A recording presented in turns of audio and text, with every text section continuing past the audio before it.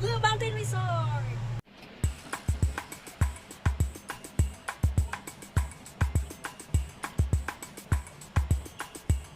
Hello guys and welcome back to our channel. So sa mga hindi nakakaalam, kami po ay gumagawa ng vlog para sa mga marites nating hindi na mahirapang mag-stalk sa social media namin dahil ina-update na po namin sila araw-araw.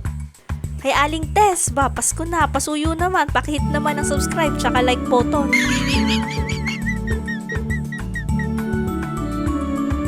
At syempre dahil Pasko ngayon at mag-Christmas party kami mamaya, dumaan muna kami sa Seafood City dahil dito nabibili yung mga Filipino food na kinikrave natin.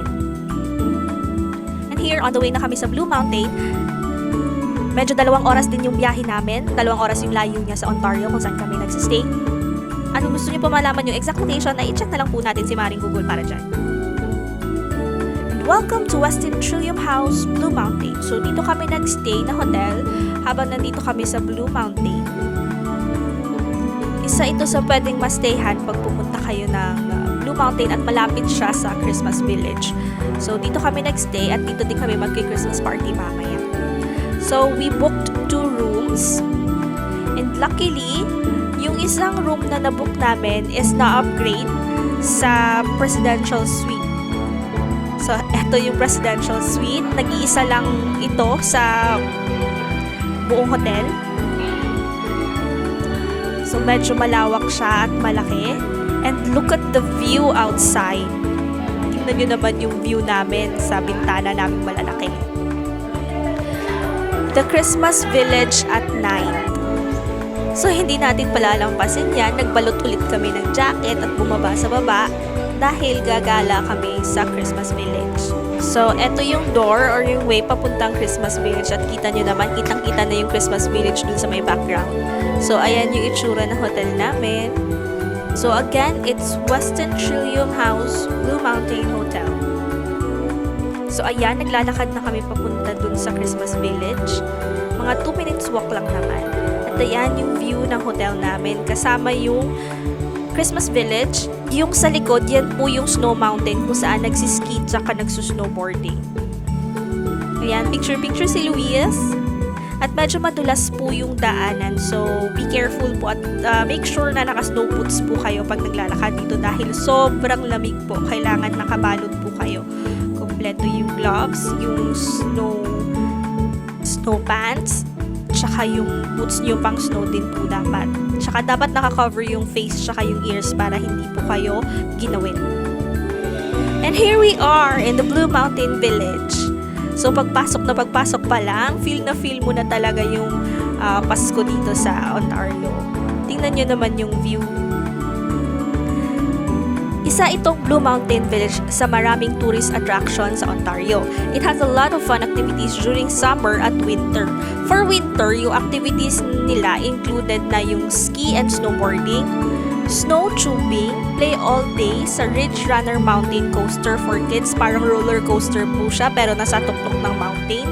Canopy climb, net adventures, Woodview Mountaintop Skating. Syempre, pwede din po kayo mag-swimming sa kanilang heated pool. Kahit malamig na malamig ho, hindi po kayo lalamigin dahil heated po yung pool nila.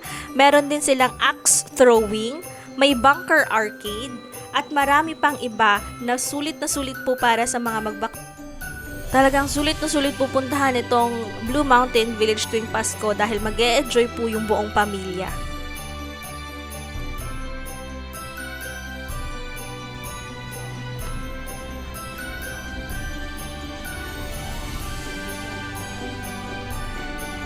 This village is fully functional. Hindi po siya yung Christmas village na nagbubukas lang tuwing Pasko. Actual village po siya na may taong nakatira at may mga vendors po na nagbebenta all year round.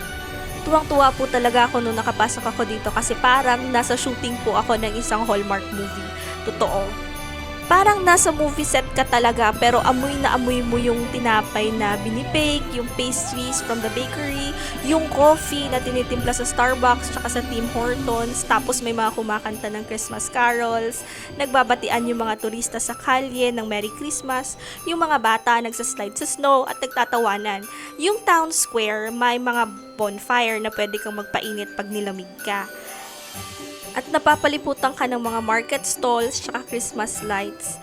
Sobrang magical talaga yung feeling. Magical talaga yung feeling nung pagpasok namin dito.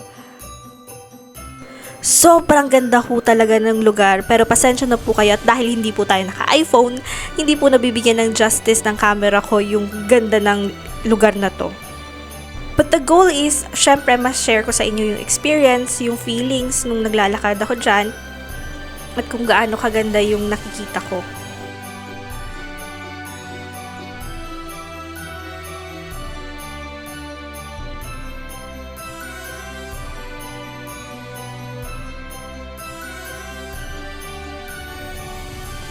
At ayan, nagutom nga ang batang makulit, kaya bumili muna kami sa vending machine ng pwede niyang makain. And finally, bumalik na din kami sa room namin. And of course, dahil Pinoy tayo, hindi pwedeng walang pagkain. So ayan ang dinner namin. Bake mga kare-kare chicken. At syempre, ang asawa ko hindi magpapahuli basta kainan. At ibang-iba nga naman talaga yung Pasko sa Pinas. Ika nga, home is where the heart is. Pero gusto mo mag-abroad, diba? Kaya panindigan mo yan, sis. Char.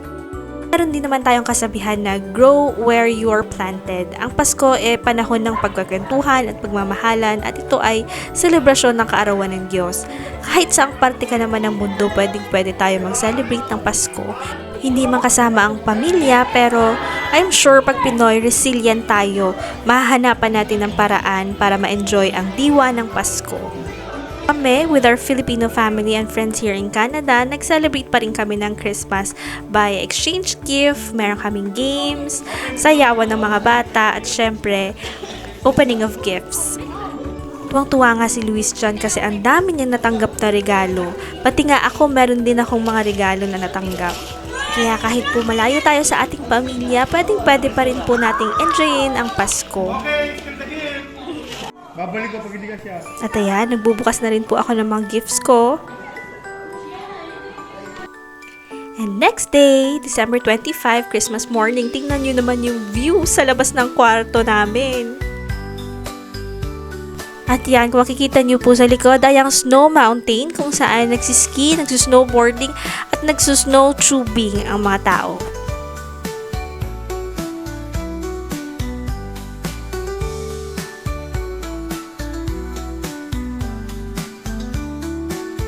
At ayan, pagbalik naman namin sa presidential suite, makikita nyo naman sa bintana yung view ng Christmas village sa umaga. Sobrang ganda talaga, hindi talaga ako makamove on kahit hanggang ngayon nakauwi na kami. At dahil nga Christmas morning ngayon, ang daming tao talagang pumunta dito sa Blue Mountain. Gusto sana namin mag-snowboarding kaya lang ang haba talaga ng pila, kaya naglaro na lang yung mga bata sa snow. At napag-isipan na lang namin maglakad-lakad palibot ng hotel para tingnan yung iba pang view at yung Christmas village sa umaga.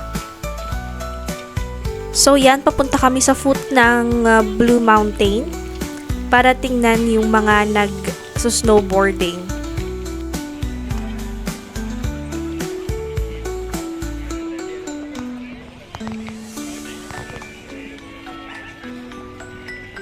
So dito, as you can see, parang may cable car na paakyat sa tuktok ng Blue Mountain at doon ka manggagaling para mag-snowboard pababa or mag-ski. Ano bang tawag doon? Hindi ako sure. So ayan, makikita niyo bumababa yung mga nagsusnowboarding galing sa tuktok ng Blue Mountain. At ayan, ang anak ng kaibigan ng ate ko. Parang 5th round na ata niya yan pababa ng Blue Mountain. And ayan, sana na-enjoy ho natin yung vlog natin today. Please hit like and subscribe button. Merry Christmas sa inyong lahat. Thanks for watching. Bye!